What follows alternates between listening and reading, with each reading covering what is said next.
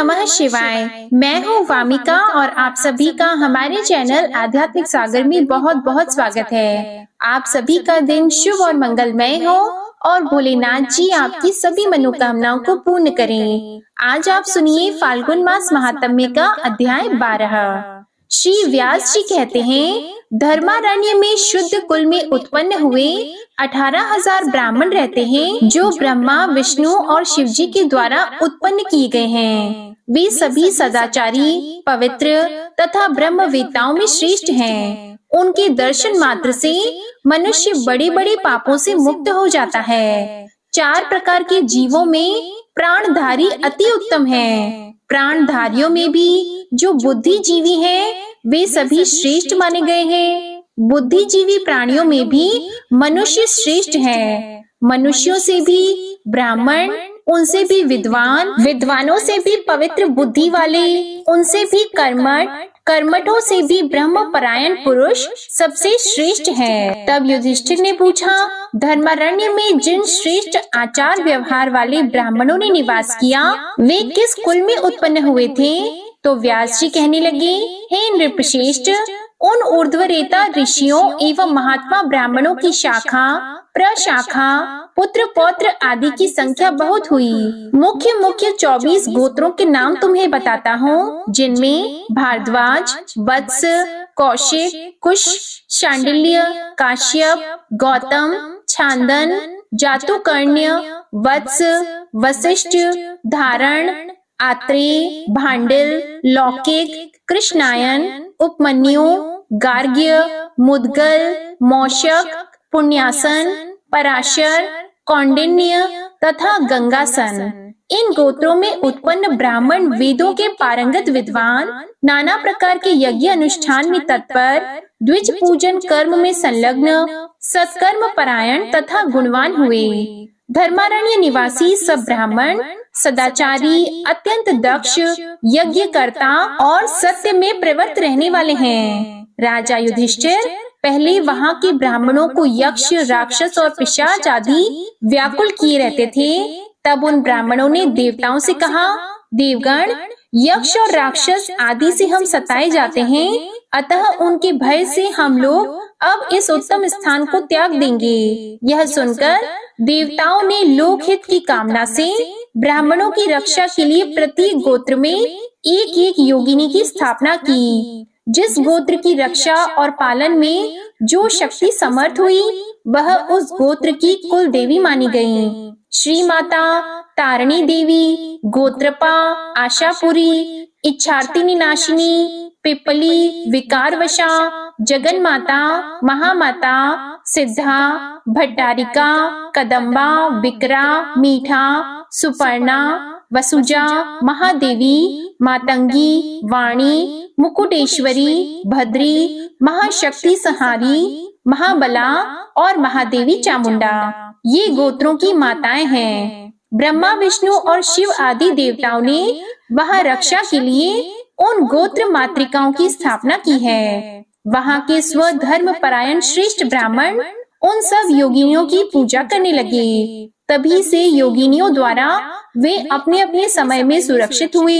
सब ब्राह्मण स्वस्थ एवं पुत्र पौत्रों से संयुक्त हो गए। राजन, 100 वर्ष बीतने के बाद ब्रह्मा, विष्णु और शिव धर्मारण्य को देखने के लिए प्रातःकाल सूर्योदय के समय उत्तम विमान पर बैठकर आए। उस समय ब्राह्मण लोग समिधा, पुष्प और कुशा लाने के लिए आश्रम छोड़कर सब दिशाओं में चले गए थे। आश्रम सूना देखकर महादेव जी ने भगवान से कहा, प्रभु, यहाँ के ब्राह्मण बड़ा कष्ट पाते हैं, अतः इनकी सेवा के लिए कुछ सेवकों की व्यवस्था करूं, ऐसा मेरा विचार हो रहा है। तब भगवान शंकर का यह वचन सुनकर श्री विष्णु भगवान ने कहा, ठीक है, ठीक है। फिर वे ब्रह्मा जी से बोले, ब्राह्मण, आप यहाँ के ब्राह्मणों की सेवा के लिए कोई उपाय कीजिए। भगवान विष्णु का यह आदेश सुनकर ब्रह्मा जी ने कामधेनु का स्मरण किया। स्मरण करने से कामधेनु उसी क्षण वहाँ आ गई। तब ब्रह्मा जी ने कामधेनु से कहा, माते, इन ब्राह्मणों में से प्रत्येक के लिए 2-2 शुद्ध हृदय वाले अनुचरों की व्यवस्था करो। बहुत अच्छा कहकर उस महाधेनु ने खुर से पृथ्वी को खोदा और हुंकार किया। इससे 36,000 शिखा सूत्रधारी मनुष्य प्रकट हुए। वे सभी महाबली वैश्य थे। उन्होंने यज्ञोपवीत धारण कर रखा था। वे सब शास्त्रों में चतुर, ब्राह्मण भक्त, ब्राह्मणों का हित चाहने वाले, तपस्वी, उत्तम आचार वाले और धार्मिक थे। उस समय एक एक ब्राह्मण के लिए 2-2 अनुचर दिए गए। राजन, ब्राह्मण का पहले जो गोत्र बताया गया है वही उसके अनुचर का भी हुआ। इसके बाद ब्रह्मा जी ने उनके हित के लिए कहा, तुम सब लोग इन ब्राह्मणों का कहना मानो और इन्हें जिस जिस वस्तु की आवश्यकता हो उसे ला दिया करो। प्रतिदिन समिधा, कुशा और फूल आदि ले आओ। सदा इनकी आज्ञा के अनुसार चलो। कभी इनका अनादर न करो। जात कर्म, नामकरण, अन्नप्राशन, चूड़ाकरण, उपनयन आदि संस्कार तथा जो व्रत, दान, उपवास आदि कर्म प्राप्त हो उन्हें इन ब्राह्मणों की आज्ञा के अनुसार ही करना चाहिए। इनकी आज्ञा लिए बिना जो दर्श याग, श्राद्ध कार्य या कोई भी कर्म करेगा वह दरिद्रता, पुत्र शोक एवं कीर्ति नाश को प्राप्त होगा। तब उन अनुचरों ने बहुत अच्छा कहकर देवताओं की आज्ञा स्वीकार की। इसके बाद वे इंद्र आदि श्रेष्ठ देवता कामधेनु की स्तुति करने लगे। हे अनघे, आप सब देवताओं की माता और सब यज्ञों का कारण हो। सब तीर्थों में आप ही उत्तम तीर्थ हो। आपको सदा नमस्कार है। आपके ललाट में सूर्य, चंद्रमा, अरुण तथा भगवान शंकर विराजमान है। हुंकार में सरस्वती वास करती है। गले के कंबल में नागों का निवास है। खुर पृष्ठ में गंधर्व और चारों वेद हैं तथा आपके मुख के अग्रभाग में समस्त चराचर तीर्थ हैं। इस प्रकार भांति भांति के वचनों से प्रसन्न की हुई कामधेनु स्वर्ग को चली गई। उन वैश्यों के विवाह के लिए भगवान शंकर और यम ने गंधर्वों की कन्याओं को लाकर उनकी पत्नी के रूप में स्थापित किया। विश्वावसु नाम से प्रसिद्ध जो गंधर्वों के राजा हैं, उनके यहाँ 60,000 कन्याएं थीं। वे सभी रूप, यौवन और उदारता से संपन्न थीं। उन्हीं को वेदोक्त विधि से देवता के समीप उन वैश्यों के लिए अर्पण किया। उस समय उन वैश्यों ने गंधर्वों को, पूर्वज देवताओं को, सूर्य और चंद्रमा को तथा धर्मराज और मृत्यु को भी आज्य भाग दिया। विधि पूर्वक आज्य भाग अर्पण करने के बाद ही उन वैश्यों ने उन कन्याओं का वरण अर्थात पाणी ग्रहण किया। तब से लेकर आज तक गांधर्व विवाह उपस्थित होने पर देवता आज्य भाग ग्रहण करते हैं। जिन 36,000 धेनु कुमारों की चर्चा की गई है, उनके पुत्र पौत्रों की संख्या लाखों तक पहुंच गई। वे सब ब्राह्मणों के सेवक हुए। इसके बाद देवताओं के चले जाने पर सब ब्राह्मण इस स्थान पर निवास करने लगे। राजन, तब से वहाँ के ब्राह्मण निर्भय होकर पुत्र पौत्रों के साथ रहते और वेदों का पाठ करते हैं। वे वेदज्ञ विद्वान कभी शास्त्रों का अर्थ सुनाते, कभी कोई भगवान विष्णु का जप करते, कोई शिव जी के गुण गाते, कोई ब्रह्मा जी के नाम लेते और कोई यम सूक्त का जप करते हैं। कितने ही याजक बनकर यज्ञ एवं अग्निहोत्र की उपासना करते हैं। वे स्वाहाकार, स्वधाकार और षष्ठकार के शब्दों से चराचर प्राणियों सहित संपूर्ण त्रिलोकी को परिपूर्ण करते रहते हैं। वहाँ के वैश्य भी बड़े दक्ष होते हैं और सदा ब्राह्मणों की सेवा के लिए तत्पर रहते हैं। वे धर्मारण्य के दिव्य प्रदेश में सुस्थिर होकर बसते हैं और ब्राह्मणों के लिए अन्न, पान, समिधा, कुश तथा फल आदि का प्रबंध करते हैं। पुष्प उपहार का संग्रह करना, स्नान किए हुए वस्त्र को धोना, उपले आदि बनाना, झाड़ने बुहारने का काम करना तथा कूटना और पीसना आदि कार्य उन वैश्यों की स्त्रियां करती थीं। ब्रह्मा, विष्णु और शिव के वचन से सब लोग उन ब्राह्मणों की सेवा करते थे। तब से सब ब्राह्मण स्वस्थ होकर हर्ष पूर्वक दिन रात ब्रह्मा, विष्णु और शिव आदि की उपासना करने लगे। श्री व्यास जी बोले, इसके बाद कुछ काल बीतने पर जब सत्य युग की समाप्ति हुई, तब त्रेता के प्रारंभ में लोल जिह्वाक्ष नाम का एक राक्षस हुआ जो सभी राक्षसों का राजा था। उसने ब्राह्मणों से सेवित उस परम पवित्र एवं सुंदर धर्मारण्य में द्वेषवश आग लगा दी। अपने नगर को जलते देखकर वे श्रेष्ठ ब्राह्मण भाग खड़े हुए। तब श्री माता आदि देवियां क्रोध में भरकर उस राक्षस को फटकारती हुई उस पर प्रहार करने लगी। राक्षस ने उन देवियों को देखकर भयंकर सिंहनाद किया। उस समय धर्मारण्य में बड़ा भारी कोलाहल मच गया। उसे सुनकर इंद्र ने नलकूबर को भेजा। नलकूबर वहां गए और श्री माता तथा लोल जिह्वाक्ष में जो महान युद्ध चल रहा था उसको उन्होंने देखा। जैसा देखा वैसा ही इंद्र के आगे निवेदन किया। यह समाचार सुनकर भगवान विष्णु सुदर्शन चक्र लेकर सत्यलोक से पृथ्वी पर आए। धर्मारण्य में पहुंचकर उन्होंने चक्र चलाया। तब लोल जिह्वाक्ष राक्षस मूर्छित होकर पृथ्वी पर गिर पड़ा और प्राण त्याग कर परम धाम को चला गया। देवता और गंधर्वों ने हर्ष में भरकर जगदीश्वर भगवान विष्णु की स्तुति की। उस नगर को उजड़ा हुआ देखकर भगवान विष्णु ने कहा, ऋषियों के आश्रम में निवास करने वाले वे सब ब्राह्मण कहाँ हैं? देवता और गंधर्वों ने इधर उधर भगे हुए ब्राह्मणों को खोज निकाला और इस प्रकार कहा, ब्राह्मणों, उस अधम राक्षस को भगवान वासुदेव ने अपने चक्र से काट डाला है। यह सुनकर ब्राह्मणों के नेत्र हर्ष से खिल उठे और उन सब ने अपने अपने स्थान में प्रवेश किया और भगवान श्री लक्ष्मीपति से कहने लगे, प्रभो, आपने सत्यलोक से आकर ब्राह्मणों के हित के लिए इस मंदिर रूपी नगर की पुनः स्थापना की है, इसलिए संसार में यह सत्य मंदिर के नाम से विख्यात होगा। सत्य युग में यह धर्मारण्य था, त्रेता में इसका नाम सत्य मंदिर होगा। भगवान विष्णु ने तथास्तु कहकर उनकी प्रार्थना स्वीकार की। इसके बाद वे सब ब्राह्मण अपने पुत्र, पौत्र, पत्नी और सेवकों के साथ पूर्ववत निवास करने लगे। उस नगर के पूर्व भाग में धर्मेश्वर, दक्षिण में गणेश, पश्चिम में सूर्य देव और उत्तर में साक्षात स्वयं भू ब्रह्मा जी का स्थान है। युधिष्ठिर जी ने पूछा, महाभाग, गणेश जी को किसने स्थापित किया? तब व्यास जी कहने लगे, महाराज, पूर्व काल में सब देवताओं ने धर्मारण्य में दुर्गा जी के पुत्र गणेश जी को स्थापित किया था।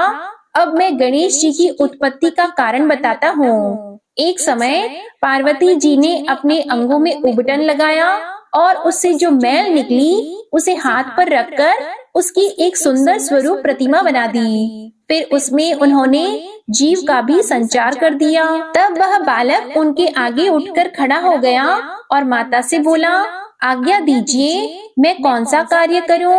तब पार्वती जी ने कहा, मैं जब तक स्नान करूं तब तक तुम मेरे द्वार पर खड़े रहो। महादेवी के इस प्रकार आज्ञा देने पर गणेश जी हथियार लेकर द्वार पर खड़े हो गए।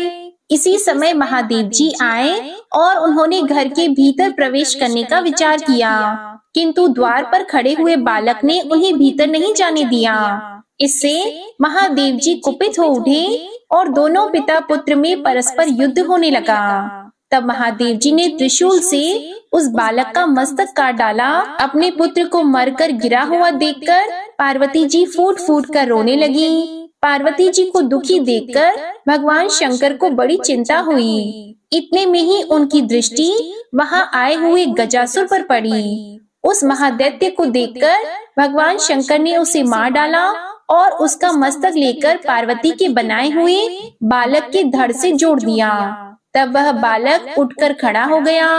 शिव जी ने उसका नाम गजानन रखा। फिर सब देवताओं और मुनियों ने मिलकर गणेश जी की स्तुति की। देवता बोले, भगवान, आपको नमस्कार है। आप देवताओं के ईश्वर तथा गणों के स्वामी हैं। आपको नमस्कार है। हे गजानन, आप महादेव जी के भी अधिदेवता हैं। आपको नमस्कार है। हे गणाध्यक्ष, आप भक्ति प्रिय देवता हैं। आपको नमस्कार है। इन शुभ स्तोत्रों द्वारा स्तुति करने पर गणों के स्वामी गणेश जी अत्यंत प्रसन्न होकर इस प्रकार बोले, देवताओं, मैं तुम पर बहुत संतुष्ट हूँ।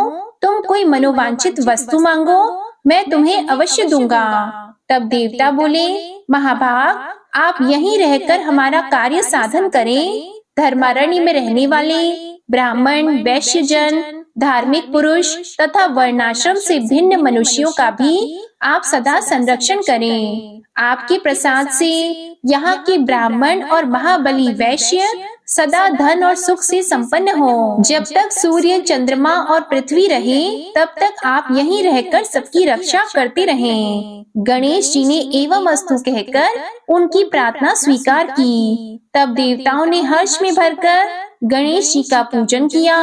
संसार के दूसरे लोगों ने भी विघ्न निवारण के लिए उनकी पूजा की। इसलिए गणेश जी विवाह, उत्सव और यज्ञ में पहले पूजित होते हैं। धर्मारण्य में रहने वाले लोगों पर तो वे सर्वदा प्रसन्न रहते हैं। आज का अध्याय समाप्त हुआ।